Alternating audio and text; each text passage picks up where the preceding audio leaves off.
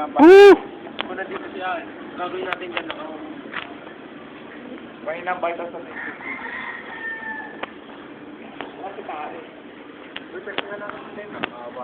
Oh, Bobo naman, wala daw siyang money. gagawin. Gusto mo ka Dave? Oo. Okay, tuntukan tayo dalawa.